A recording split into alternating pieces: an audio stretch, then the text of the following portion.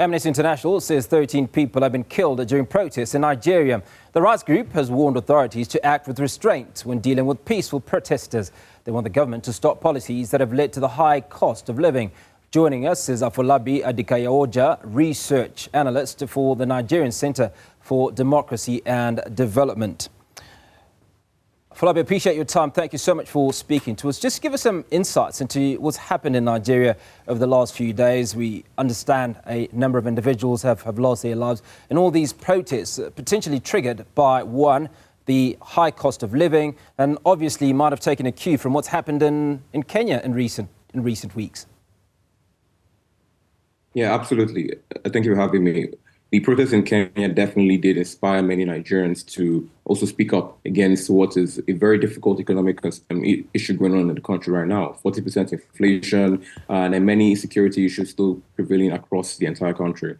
What we're seeing right now is that there are protests going on. They started on the 1st of August, and the aim is for it to go from the 1st of August to the 10th of August. Now, the president came out this morning trying to urge protesters to go back and not to continue beyond today. But then the challenge right now is that the security forces, which he is in control of, have actually pushed back against many of the protesters. Many of them came out peacefully, but then the soldiers and the police officers were really quite aggressive in trying to push back, in trying to fire warning bullets and even tear gas into many of these groups. What that now means is that many citizens feel provoked. And ultimately, the biggest challenge is that in a country right now where quite 40% of citizens actually feel unheard and actually below the poverty line, there are considerations and concerns about how this could even go beyond the current challenge right now. Afolabi, I want to focus a little bit on where we were, or where Nigeria was before Bola Tinubu took over, and just what that progression has been in terms of the level of difficulty, the lives that the ordinary citizens of Nigeria are living at the moment prior to him becoming president.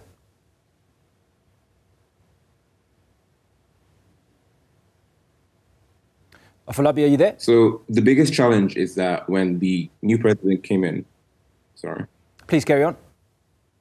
Yes. So when the new president came in on the 29th of May last year, he removed the fuel subsidy, and he also removed many of the arbitrary foreign exchange mechanisms. Now, what that now meant is that the currency really weakened, and also the price of different issues, of different things, especially many day-to-day items really just shot up.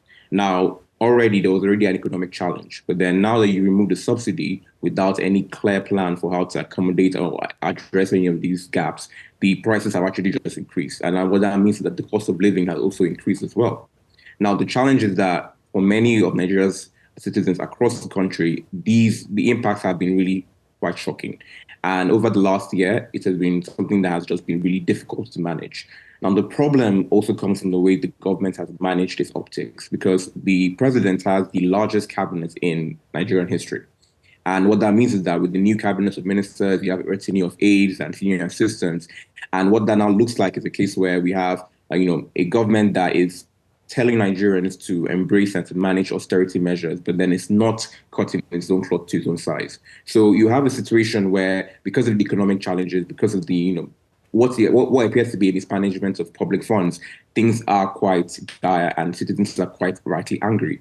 Also, because you have a president who succeeded a predecessor from the same party, the sense is that, well, clearly it's the entire party that had that particular challenge. And if you recall, the last elections were keenly contested. If you add up the number of votes from the opposition parties, even the second and third place parties, the president would not be in office. So it's a very clear challenge where already he came into office with a quite shaky mandate. And already the situation has now seemed to be escalating and even just getting more and more aggravated. We speak of escalation. We understand from Amnesty International that 13 people have lost their lives as a direct result of the protests. How accurate is this information? So it's pretty accurate, because even in Abuja, where I am currently, a couple of days, actually yesterday and the day before, I witnessed police officers actually shooting against protesters, and there are many other journalists that have also been, bravely trying to cover these particular, incidences. And I think the major challenge is that we still live in a country where, for the most part, security officials have been engaging with regime protection. They've usually seen their role as trying to protect and make sure that the states and that the government is still in power and is still in place. But we don't have a very strong mechanism to look at human rights violations and to ensure that whenever these things actually happen, that they are properly and effectively, monitored and investigated. So the challenge is still in case making sure that when these things happen, that they actually very well laid down documented processes to actually investigate and to get a very good resolution.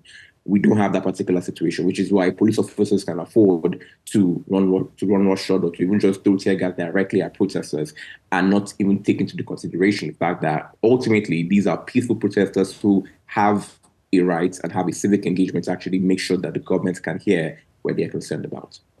Well, Nigerians are all too familiar with protests. If we go back to the NSAS protests in 2020, what sort of comparisons can we draw to the two protests?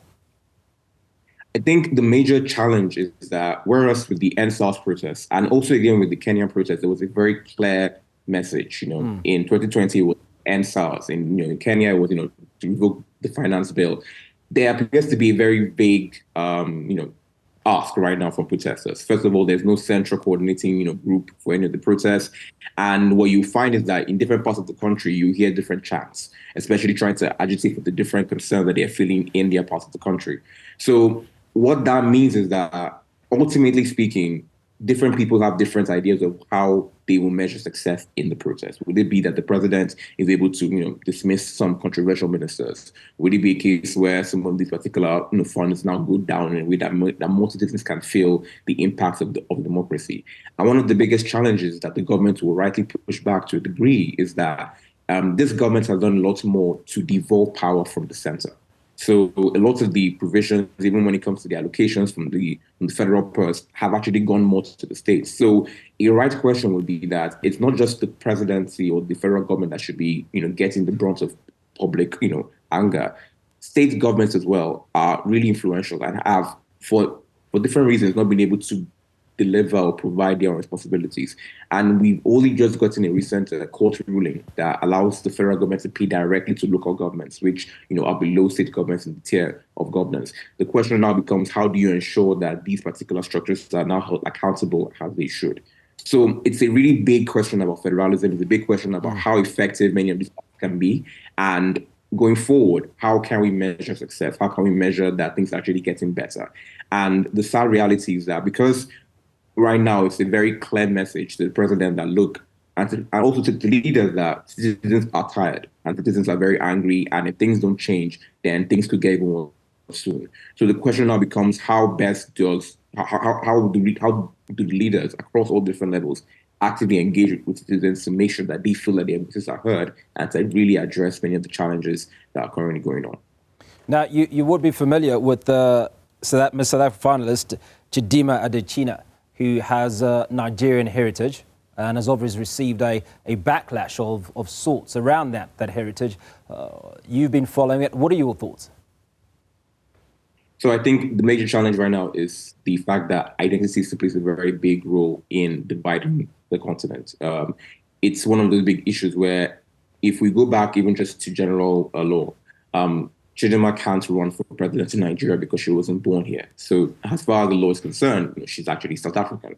And I believe that when it comes to many of these very basic terms, it really just speaks to how citizens and how the continent really engages with the fear of being overrun, but also with how we can actually try to have better Pan-African ideals and better Pan-African engagement.